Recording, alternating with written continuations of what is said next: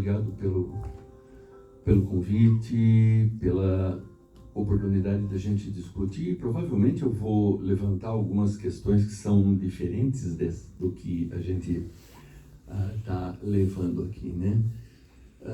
O que é preciso para viver bem numa sociedade humana?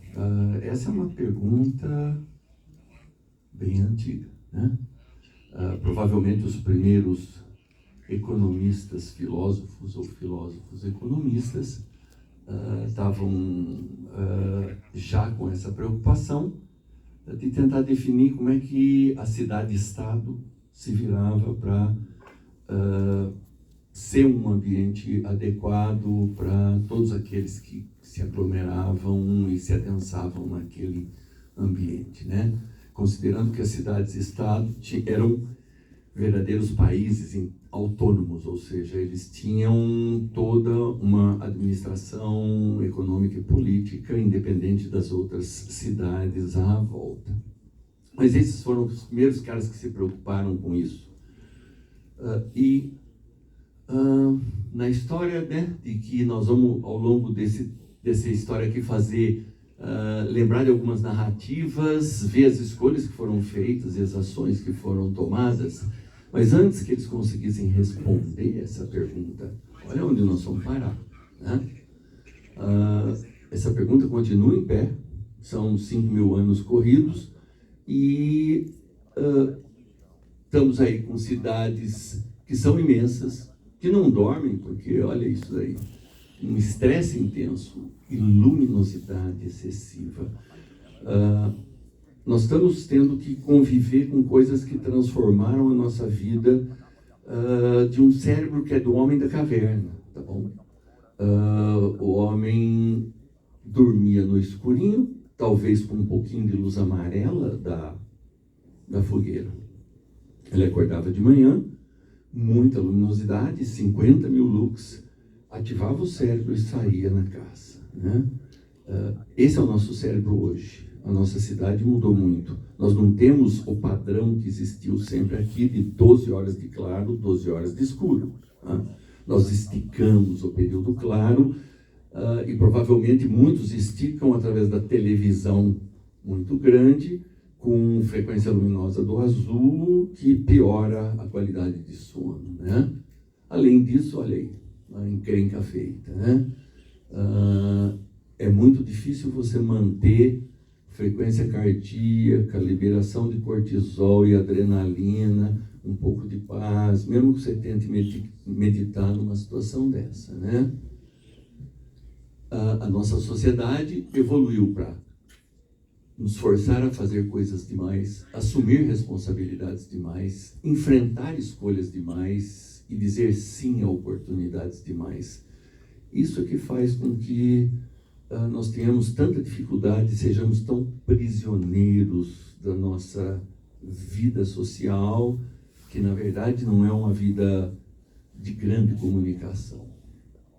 Eu vou tocar no assunto do sono, porque depois nós vamos ver outras coisas, e já que eu falei na luminosidade, lá em cima vocês estão vendo o que é um sono normal, o que é um sono de um adulto jovem, que tem grandes trechos de sono profundo, né?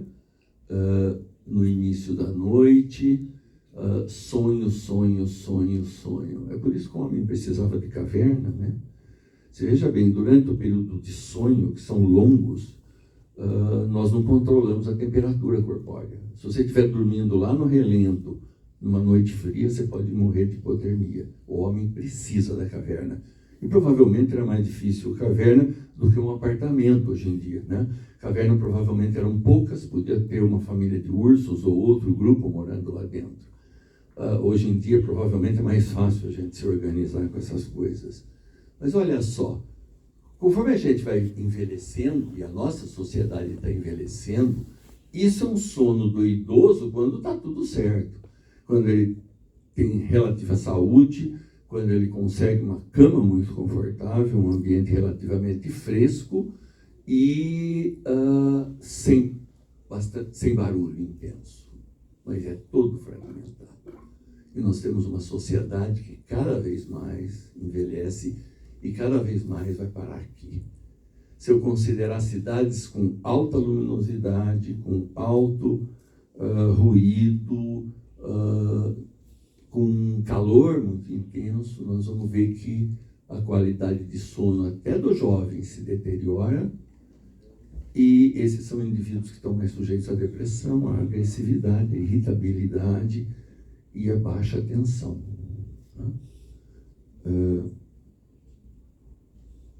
Isso é uma imagem do que deve acontecer no nosso corpo, né?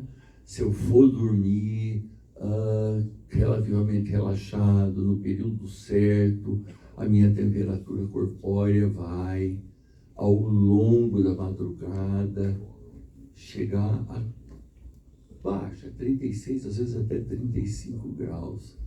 O cortisol cai, eu preciso relaxar meu corpo. Olha o que acontece com a secreção dos hormônios fundamentais, hormônio de crescimento. Mesmo eu que tenho mais de 70 anos, preciso de hormônio de crescimento. Não que eu vá crescer, mas eu preciso de massa muscular, preciso manter massa muscular, preciso manter tônus muscular. Então eu preciso de hormônio de crescimento. Eu preciso de melatonina para fazer proteção cerebral durante o sono. Eu preciso que o meu cortisol seja baixo. Tá? Então, esse tipo de coisa é necessário desde que eu tenha um sono num ambiente razoável. Né?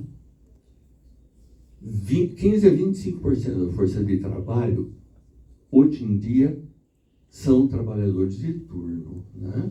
Então, eles estão nessa região, não nessa região, na hora do trabalho.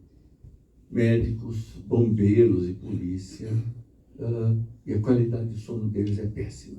Mesmo 5 anos depois, quando eu investigo no laboratório de sono, um cara que fez turno noturno no hospital, o sono dele é uma bagunça. A qualidade é muito ruim. O desempenho piora ao longo do tempo.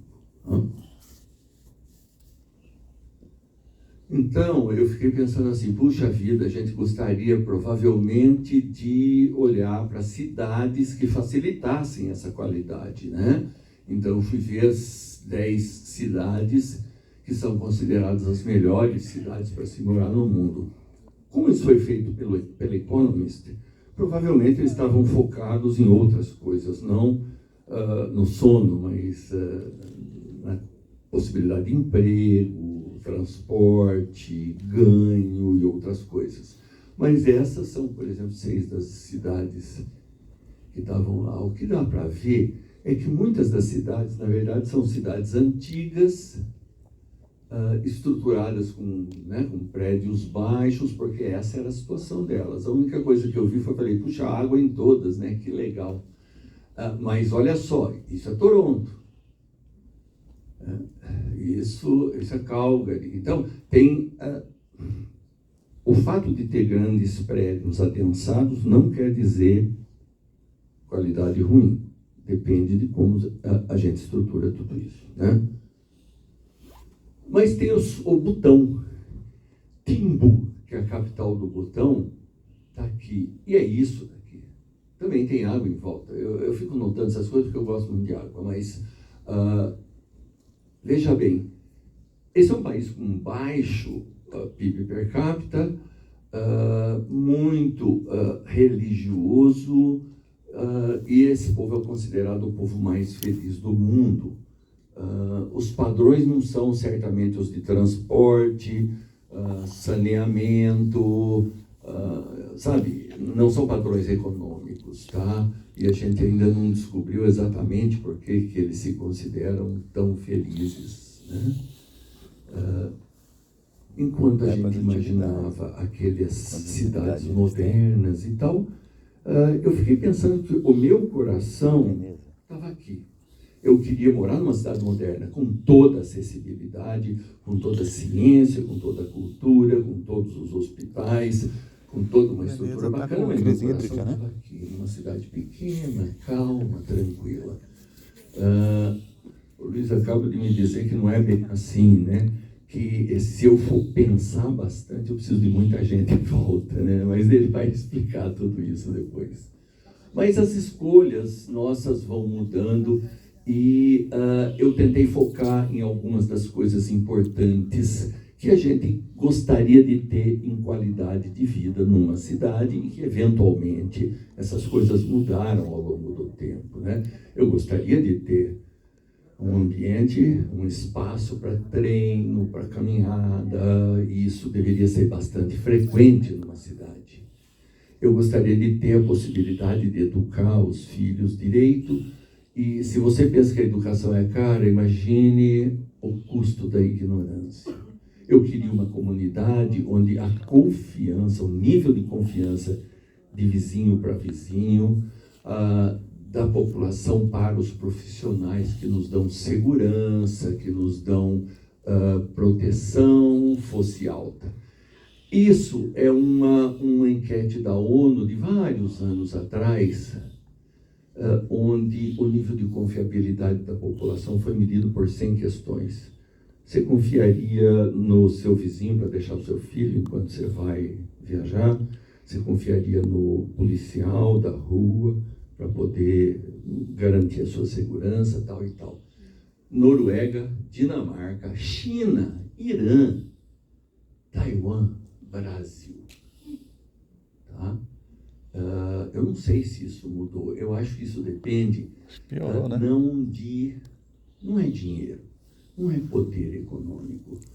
É lógico que é algo que uniformiza a visão, que nós chamamos de uma coisa comum, que significa o compromisso recíproco, mas essa coisa depende de confiança, né? O papel da comunidade nisso tudo é importante. É lógico que nós não podemos fazer isso e achar que a prefeitura é responsável por tudo isso, né? Quando nós falamos no Meia Ponte, que provavelmente é um dos rios mais poluídos do Brasil, nós temos que lembrar que em todas as cidades onde os rios foram despoluídos, essa não foi uma ação pura de governo, foi uma ação de governo e de comunidade. Foi uma ação onde nós nos entendemos como parte da questão e nós nos entendemos como parte da solução, né? Senão a gente fica em solidão. Eu gostaria de lembrar o Anthony Bourdain, que eu acho que todos conhecem, que era um cara que parecia, um cara fluente, um cara que conhecia todo mundo, que vivia em bons contatos, em bons ambientes, parecia um indivíduo muito alegre, mas a carta que ele deixou no final, antes de se suicidar, é que o problema dele era a solidão. Nesse mundo todo, ele não tinha um contato verdadeiro com pessoas. Ele passava, conhecia, trocava ideias, mas ele não fazia parte dela, ele não tinha uma comunidade. Ele vivia viajando.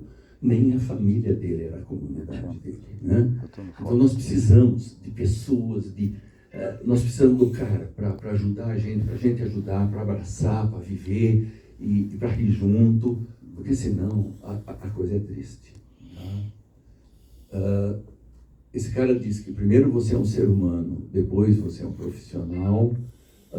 Eu acho que isso faz parte daquilo que nós buscamos, porque o que eu gostaria de dizer é o seguinte: esse indivíduo aqui levantou uma série de questões problemáticas para a gente, dizendo o seguinte: olha, o mundo vai mudar nos próximos 30 anos, quem não tiver condições de ser retreinado para lidar com robótica, para lidar com grandes algoritmos de inteligência artificial, vai ficar obsoleto.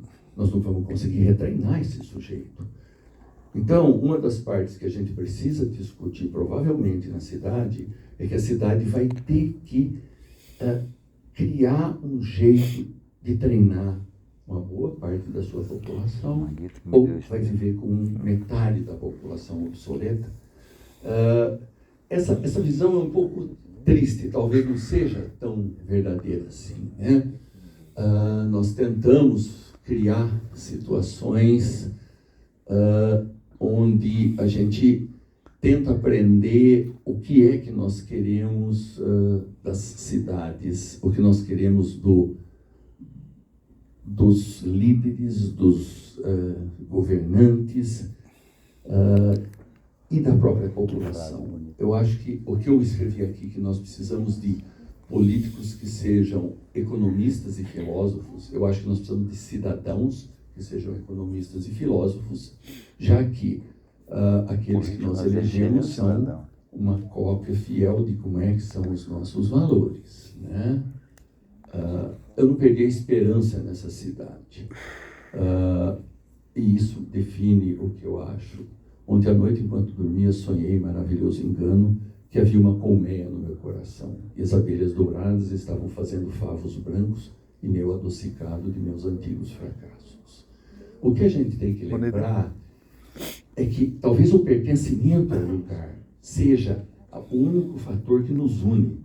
Não é o fato de eu ser um profissional treinado e afluente. Não é o fato de que eu tenho um salário fantástico ou que eu possa ter tal coisa.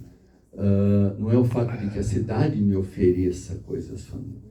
Mas é o fato de que talvez eu tenha que entender que, como parte dessa comunidade, o senso de pertencimento é a única coisa que me faz apostar nela, brigar por ela, amá-la e lutar para que ela seja algo melhor, não só para mim, mas para o cara que mora lá na outra ponta, para o indivíduo que tem luta por transporte, no indivíduo que tem luta por trabalho, uma vez que nós estamos num mundo em transformação que levou a uma perda daquela coisa íntima que nós tínhamos, que era um compromisso recíproco, que começava na família. Olha bem como é que nós estamos. Como muitos dos trabalhadores de idade média perderam o trabalho com o avanço da tecnologia, porque no sentido que a cidade avança, cresce, que a tecnologia é implantada, o contraponto disso é complexidade. A cidade se torna mais complexa, lidar com ela é mais complexo, lidar com o próprio trabalho é mais complexo. Na medida que você perde isso, você tem muitos indivíduos que na sua casa perderam o apreço e a afluência sobre a própria família, porque eles estão obsoletos no trabalho, eles acabam sendo obsoletos dentro de casa. O fato de a mulher, eventualmente, arrumar um trabalho e ter mais poder de manter essa família, tira do homem ainda mais o apreço e a percepção que ele tem do seu próprio papel na família. Ele pode entrar em depressão, mas o que nós estamos vendo é outra coisa. Nós estamos vendo violência doméstica aumentando como parte de indivíduos que não têm por onde fugir, não têm por onde entender o seu próprio problema. Bom? Paulo, 3 minutos. A outra questão é que a maior parte das nossas famílias, principalmente das famílias de menor condição econômica, tem os filhos criados num ambiente monoparental. Ou é uma mãe, mais frequentemente, ou é um pai sozinho. E nós entendemos que as crianças que têm os 2 genitores ao longo, desde a infância até os 18 anos de idade, são os indivíduos que estão mais protegidos do ponto de vista emocional. Tá? Nós entendemos que os 5 primeiros anos de vida com a família, com os genitores, produz mais no caráter dessa criança do que os 12 anos, 15 anos de escola que ela vai ter depois disso. Isso nós precisamos proteger, porque senão nós vamos ter crianças que dão tiro na escola, nós vamos ter violência doméstica, nós vamos ter gente que não consegue entrar nesse mundo bonito que nós estamos tentando criar. Tá? Obrigado.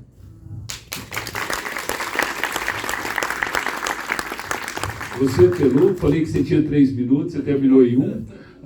Eu quero aproveitar a sua presença aqui e chamar o Gustavo Maia para a gente fazer uma homenagem à mãe do Gustavo, que é a homenagem do Fórum. Cadê a Adriana? Para a gente poder celebrar. Para quem não conhece, a Thelma Maia é uma poetisa, uma poeta, uma empreendedora cultural e, ao mesmo tempo, eu tive a oportunidade